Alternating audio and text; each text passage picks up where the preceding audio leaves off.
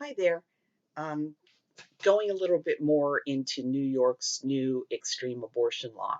And I'm going to also put a link below to a video that I watched last night where a woman went through and she actually looked at the text of the law and saw that there was not only the part that they were openly celebrating and lighting up the gigantic phallus of freedom pink. I find that really interesting. You celebrate abortion by lighting up a giant dick. Hello, some little unconscious recognition of who's really benefiting here. Um, but at any rate, um, some of the little subtler thing that they did was they struck killing a fetus from the law entirely. Okay. You see these pro sports guys who get some girl pregnant and they hit her with their car, they beat her, they, take a baseball bat to her abdomen, kill the baby. In New York, it's not explicitly legal. They didn't say, "Oh, go ahead, beat her into a miscarriage, go for it." But there's no penalty for it. The only penalty would be the assault on her. The fact that you killed her loved and wanted baby, no problem.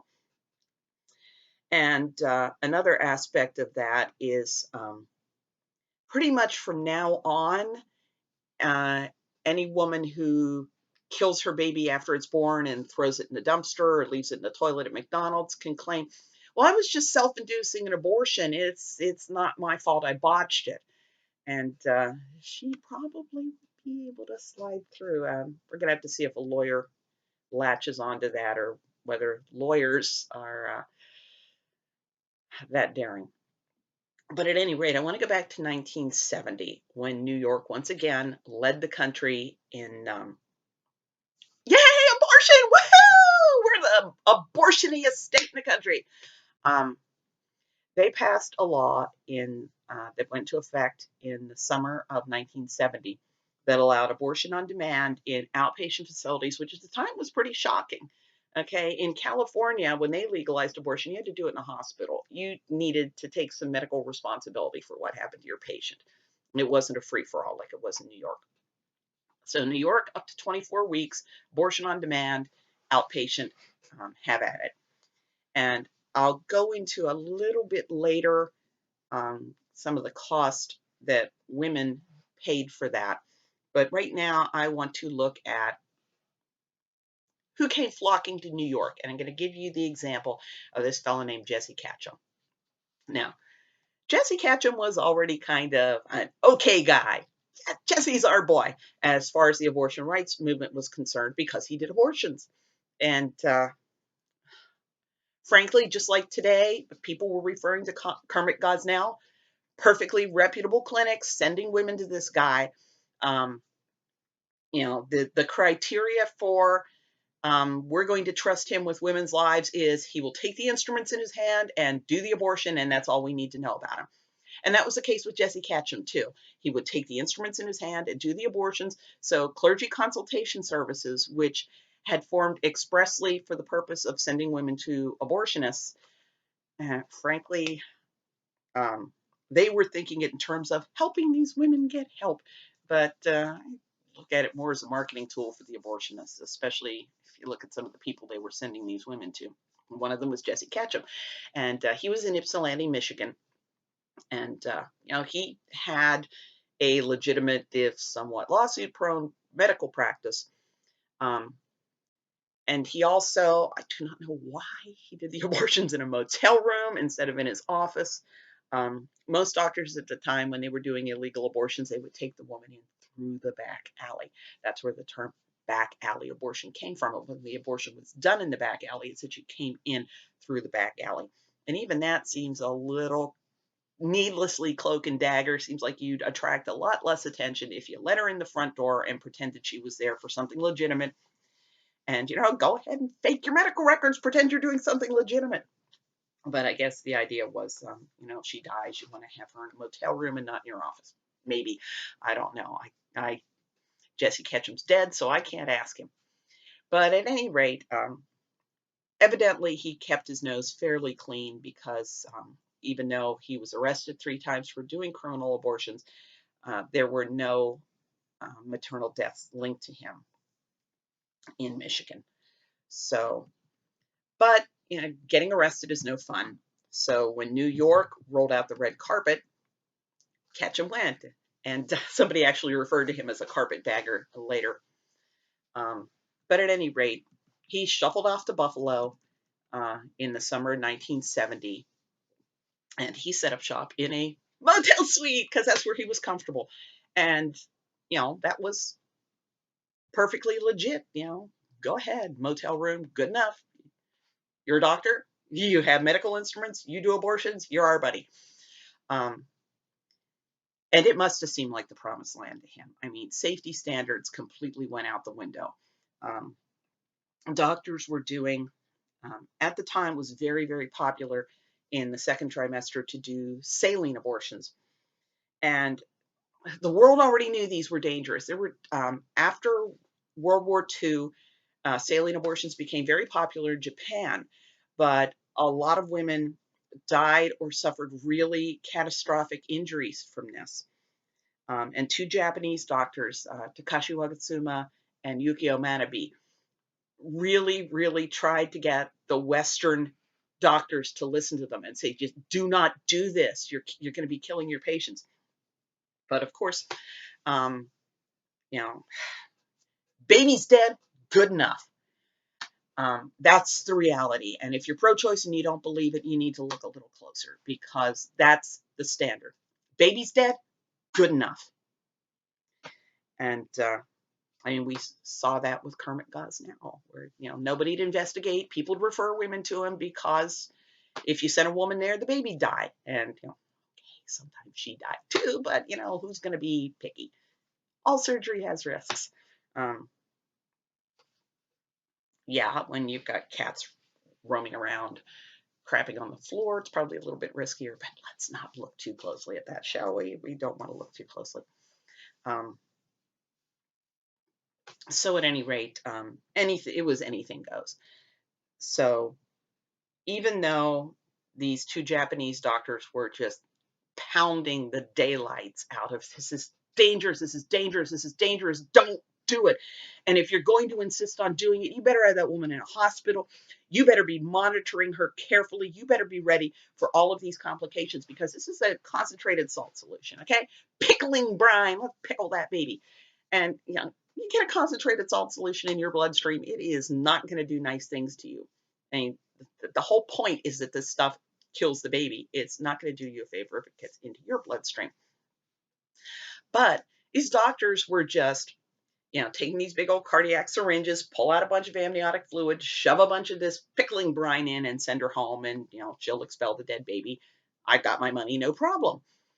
So, and women were dying because of this. And the health department was kind of, this isn't quite what we expected. We thought it was going to be sunshine and unicorns. So they published some articles about it. Even the Centers for Disease Control sat up and took notice and said, not sunshine and unicorns like we expected. How could this possibly be? But at any rate, from Ketchum's perspective, that was sunshine and unicorns. All right, there's nothing I can do that's going to get me in trouble here. So eventually he did open a proper office. And in May of 1971, I have the first serious complication that I found out about, which is he sent a woman home. He had lacerated her uterus and some other internal structures, told her that she'd suffered no complications, and sent her home, but she wound up hospitalized. And, back in Michigan, where abortion was illegal, that would have gotten him in a lot of trouble. He'd have been arrested. He'd have been off the streets. He wouldn't have been endangering any other women. But in New York, like I said, it wasn't sunshine and unicorns for the women, but it sure was sunshine and unicorns for Jesse Ketchum. Got in no trouble. So then he got really bold. Not getting in trouble for that. He started doing what's called hysterotomy abortions.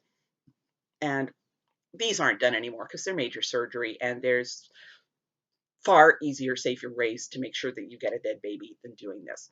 But a hysterotomy was basically a mini C-section where you sliced open the uterus, but the intention was to deliver a dead baby. And nobody's looking too close. I'm sure Ketchum just chucked him on a tray and let him die. Um, you can read the Edelin case. Kenneth Edelin in New York was doing an abortion on a teenage patient, past viability, and the witnesses say that he cut open the uterus, did something, probably cutting the cord, and kind of held the baby in there so it can't breathe because your face is smushed down into the amniotic fluid. You're not going to get a lot of oxygen. And there was some debate about whether he kept the baby in the uterus long enough for it to die or whether it died after it came out, if I'm recalling correctly. At any rate, he got away with it. Big hero for Planned Parenthood. Oh, yay! Kenneth Edelin was acquitted. Isn't that jolly? So you have to look at the kind of things that the abortion lobby, I'm not talking your ordinary pro-choice citizen, I'm talking stuff that the abortion lobby thinks is sunshine and unicorns. And Kenneth Edelin getting away with that was to them a thing of beauty and a joy forever.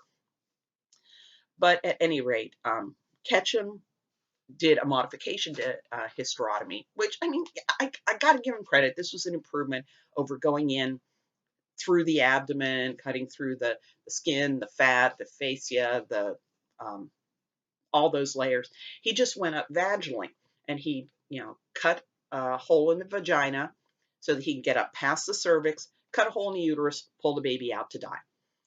So he was doing this in his office, outpatient. But hey, sunshine and unicorns.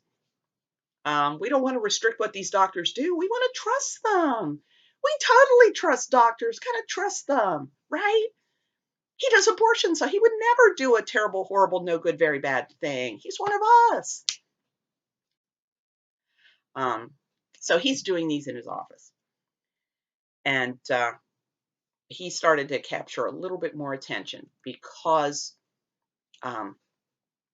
June 16th, 1971, a 25-year-old Michigan woman named Margaret had been exposed to rubella, and she went to New York to have Ketchum do her abortion.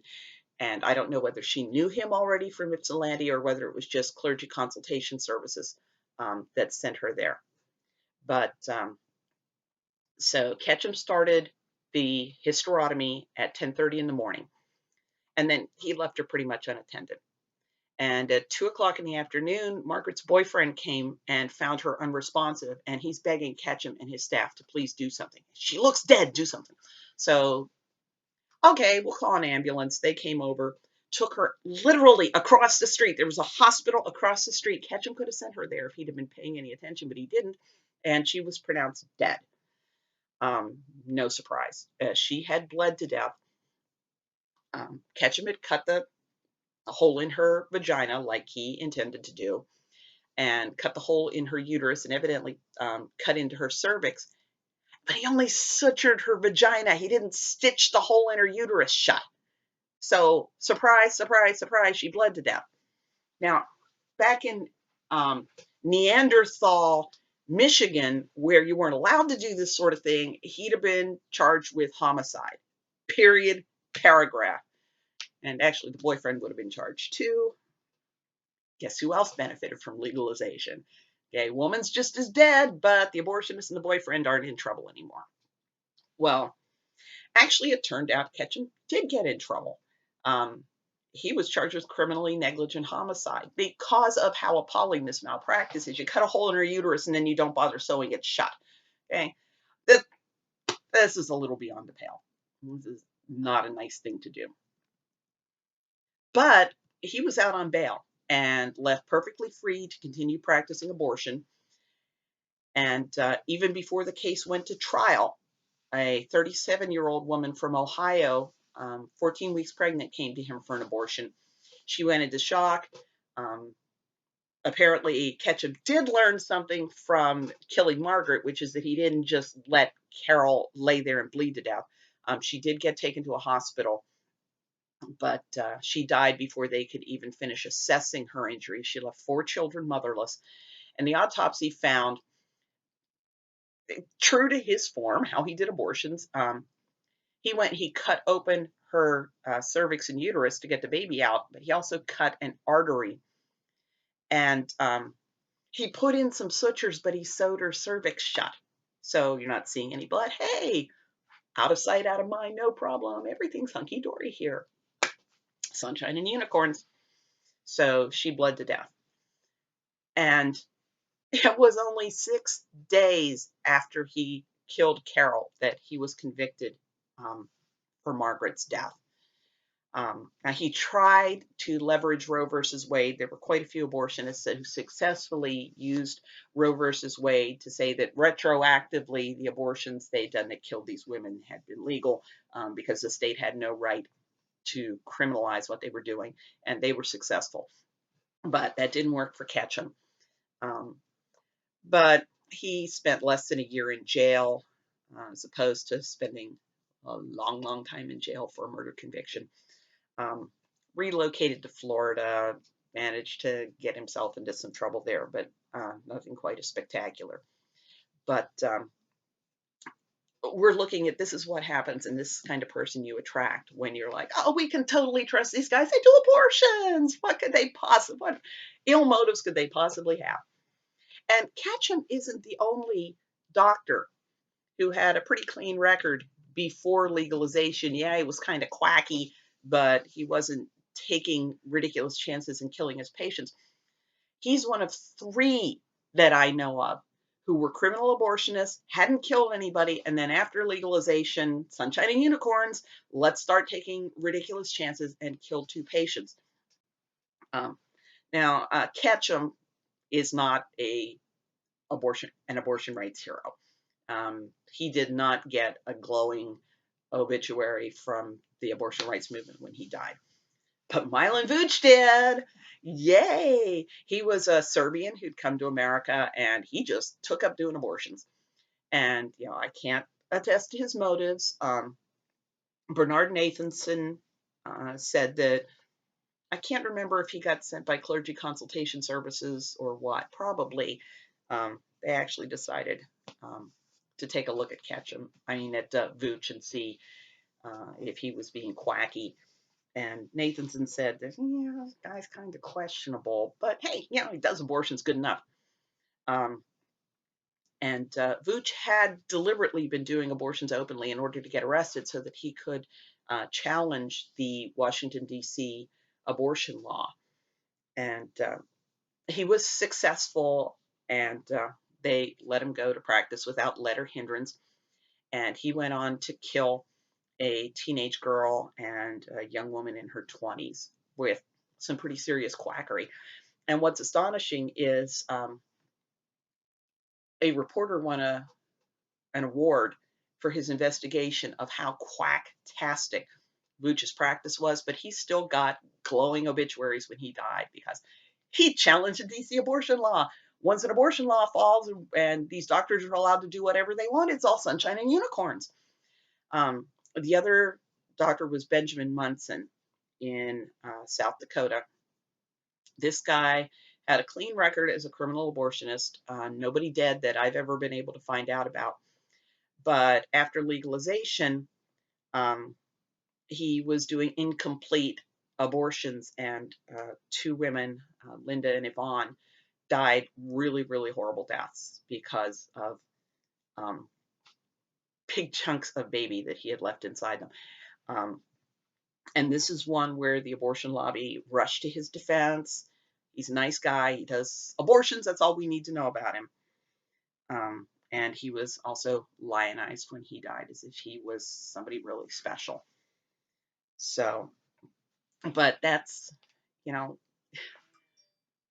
I wish I could understand why the abortion lobby makes the assumption that, willingness to do abortions automatically makes you a good guy. And I want to look a little bit more at what happened in New York. And please understand that this is, my list ends a bit prematurely because my primary source was, remember I said the New York State Health Department and the CDC were verily astonished that it wasn't sunshine and unicorns. And they went in and they looked at these deaths. So I'm just going to go through the ones that they found from July of 1970 to May of 1972, which is the period that they looked at. And I don't know of any New York abortion deaths, legal abortion deaths off the top of my head, between May of 72 and January of 73 when Roe came down. But if you look at how often these deaths are happening, there's obviously some I don't know about, because there's just no way that this abruptly stopped.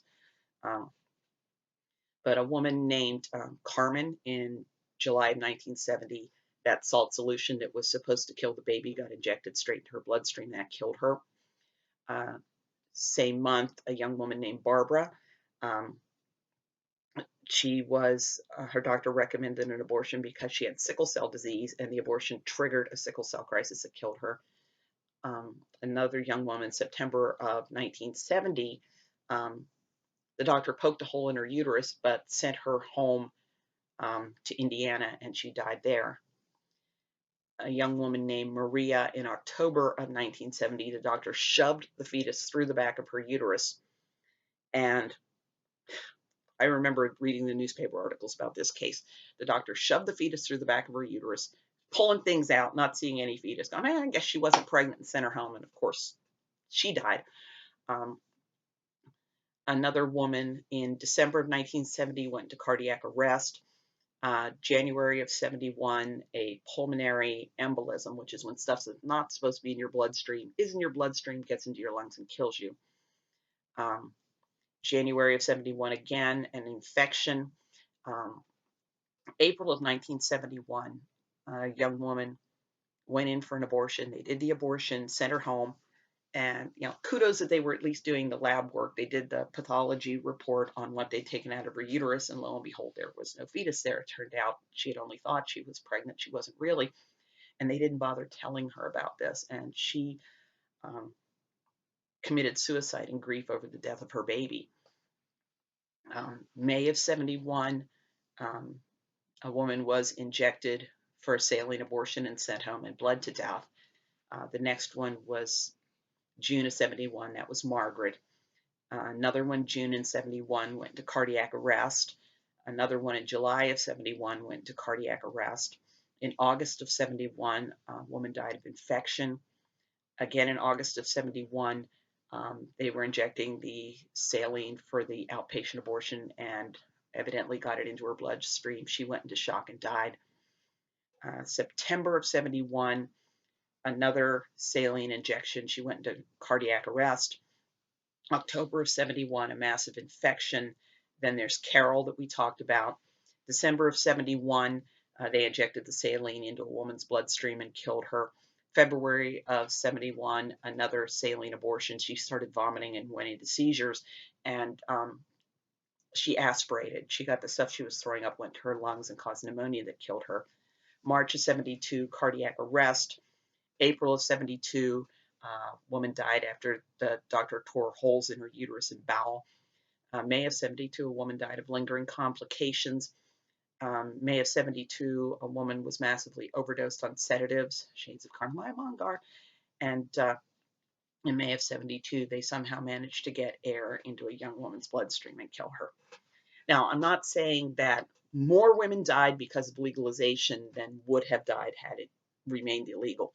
What I'm saying is that the doctors no longer had to be looking over their shoulders and be afraid they were getting caught if they were being sloppy. It had been previously that a dead patient got you into a whole world of trouble. The first person ever sentenced to die in the Illinois electric chair was an abortionist who had killed a patient. He managed to get his conviction overturned on appeal and kill another woman, which is what happens when you, all surgery has risks. Let's not worry about this dude. Legalization, when you look at the numbers, it didn't have any effect on the number of women dying. After antibiotics and blood transfusions, abortion deaths just started falling. And California legalizing, New York legalizing, Roe versus Wade, blanket legalization across the entire country. Absolutely not a blip. And so it wasn't a matter of fewer women dying. It was a matter of fewer abortionists going to jail. That was the major change that came down. So scenes in 1970, New York attracted Jesse Ketchum. It'll be really interesting to see what kind of lovely uh, champions of women's reproductive health care go carpetbagging to New York now. So it's not going to be a very bright day for women, but it's going to be a bright day for these guys, definitely, because after the New York law, they have to do the abortion by shooting the woman in the abdomen, pretty much, to get in trouble now. Everything Gosnell did has been legalized. Um, so we're going to have to see what happens.